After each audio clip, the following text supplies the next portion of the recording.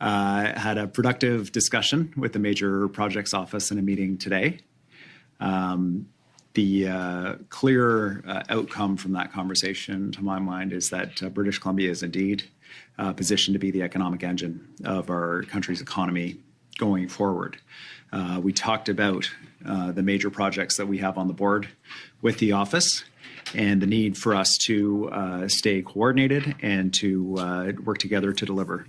And particularly, I raised with the Major Projects Office the crucial work that we have to do around trade-enabling infrastructure, with the flooding that we saw in the Fraser Valley around Highway 1, and the threat, if we don't address that for the long term, that highway could face impacts that would last for months, disrupting trade across the country.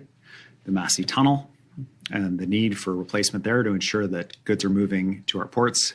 Issues like the Second Narrows Rail Bridge that have been raised by companies like Nutrien about as choke points to our port that can restrict growth. And if we don't deal with it, then we're going to see more decisions like the decision made by Nutrien to move to Washington State rather than to ship out of the west coast of Canada.